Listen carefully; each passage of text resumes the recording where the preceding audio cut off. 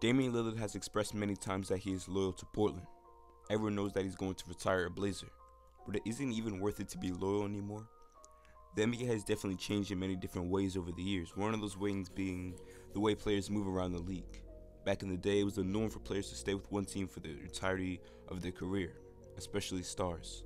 Magic Johnson, Kobe Bryant, Tim Duncan, Dirk Nowitzki, and Larry Bird are examples of this. Players who were drafted by a certain squad and accepted them as their team for life. In today's league, we see the biggest stars jump at the best opportunity to win. KD's 2 rings are invalidated in a lot of people's eyes because of the brute that was in Golden State Warriors. They were pretty much unbeatable at full strength, being the best super team in NBA history. LeBron leaving the Cavs in 2010, Kawhi getting at San Antonio, AD getting New Orleans are examples of this. Guys taking control of their career because they saw an opportunity to win big, to really build something and actually have a chance to perform on the highest stages in their prime. Damian Lillard has taken a different stand in being completely loyal to the Blazers. With his skill, any team would obviously jump at any opportunity to get Lillard, but he won't budge. The Blazers have had ups and downs throughout the years. Just last year, they were in the Western Conference Finals, and this year they were missing out of the playoffs because of injuries. Throughout it all, Damian Lillard has been loyal to Portland. For what though? Is it even worth it to be loyal anymore? The Blazers have never really been a top-tier championship contender with the best of the best, and at the absolute best, they were the 3rd seed in the Western Conference, but still were swept once they got there, just last season. Dame has trusted that the Blazers can eventually win a championship, but everyone knows that's not going to happen. And the NBA skill is obviously important when trying to climb the all-time rankings, but if you don't have the goal that the best do, your name will be mentioned amongst them. When we hear of the best, Jordan, Kobe, LeBron, we know these guys have won multiple times on the greatest stages. Without championships, you'll be remembered as another one of those guys who just fell short.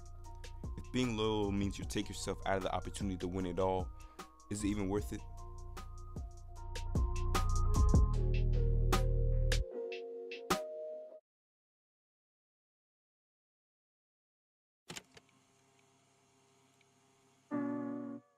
Giannis Antetokounmpo, a great mix of athleticism and skill, was on his way to his 2nd MVP before the NBA suspension. A great player with a super high ceiling. The Bucks were the best team in the NBA record-wise for the 2nd year in a row. Even though this was the case, most people still had either the LA Lakers or the Clippers as their 2020 NBA champions. Even though the Bucks had the best record, again for the 2nd year in a row. Chris Middleton is now a 2-time All-Star, but isn't enough for Giannis if he's the 2nd guy.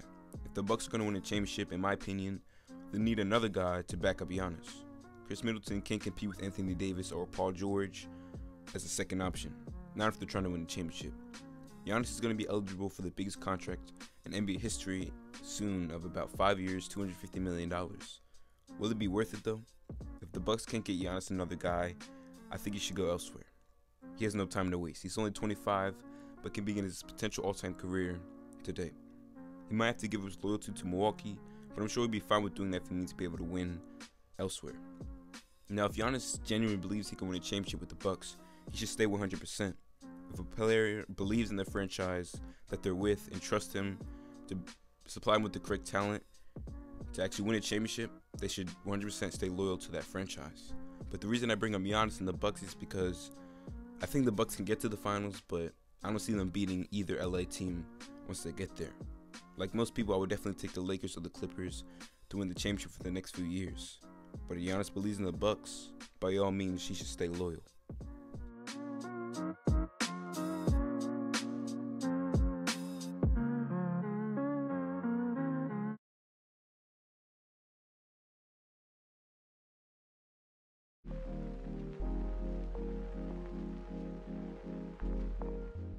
When looking at players like Devin Booker and Karl-Anthony Towns, we see them with franchises who haven't been able to supply them with enough talent to really do anything with their potential stardom.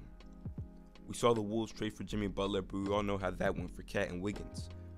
The Suns have yet to make the playoffs since they drafted D-Book in 2015.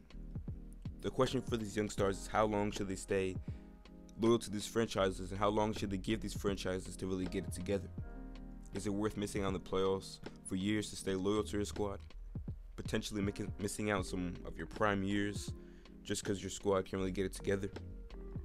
Trae Young isn't in the same situation because he's only been in the league for 2 seasons, and the Hawks have a lot of potential with Trae Young, DeAndre Hunter, Cam Reddish, and a nice pick in this year's draft.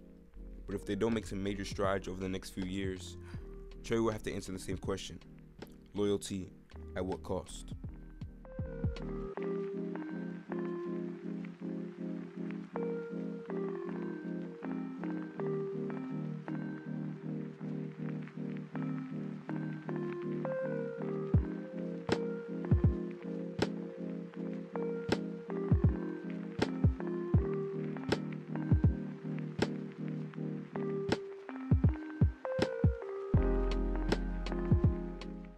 Now, just because players like Karl Anthony Towns and Devin Booker have had trouble having any real success with their franchises, that doesn't mean it's impossible to win a homegrown NBA championship. Homegrown meaning winning a championship with the team that drafted you. The best of the best have won with the teams that have drafted them. MJ with the Bulls winning 6 championships, going 6 for 6 in the finals. Of course, with the help of Scottie Pippen and later Dennis Rodman. Magic Johnson won with the Lakers as a rookie and went on to win 4 more with Kareem Abdul-Jabbar. Kareem brought a championship to Milwaukee as a sophomore in the league. Kobe Bryant helped Shaq to 3 titles in LA in 2000, 2001, and 2002. Tim Duncan, Larry Bird, Hakeem Olajuwon, Bill Russell, Stephen Curry all also won homegrown NBA championships. But asking Devin Booker and Karl Anthony Towns to do the same as these guys is unfair, not only because the Timberwolves and Suns aren't as competent as some of the other franchises, because Devin Booker and Karl Anthony Towns obviously are not top 10 caliber players. These guys like MJ, Magic Johnson, Kareem Abdul-Jabbar were able to win championships with the teams that had drafted them so easily because they're just that good. Also, the franchises surround them with enough talent and were competent enough to actually surround the stars with the guys they need to win big one day. Karl Anthony Towns and Devin Booker are great players, but are not top 10 caliber players of all time, at least not right now. Everyone knows that.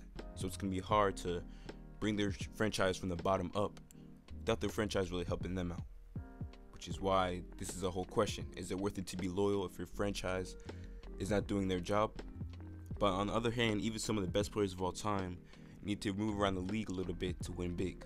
Guys like LeBron James and Shaquille O'Neal had to go to new situations to actually win championships. Shaq had some great years in Orlando, but he was never able to win with them. Same with LeBron. He won in Cleveland in 2016, but the first time around, the Cavs weren't able to surround him with enough talent for him to really win. He dragged them all the way to the finals in 2007, but they were swept once they got there because LeBron did not have enough help. The Cleveland Cavaliers, as a franchise, didn't do enough for their young guy. But I mentioned Shaq and LeBron because they're both top 10 players of all time, and they still couldn't win with the team that drafted them. Both tried for a while, but eventually had to take control of their career going elsewhere. So the question still stands: loyalty at what cost? Should you be loyal to your franchise even if you can find a better situation elsewhere? At what point should a young player look for another situation after years of being in the lottery? Let me know in the comments below. Thank you guys for watching. This has been Rashad with Hoops Times 2. Thank you for watching this video. Hit the like button if you enjoyed this video. Subscribe if you love NBA content. Peace out.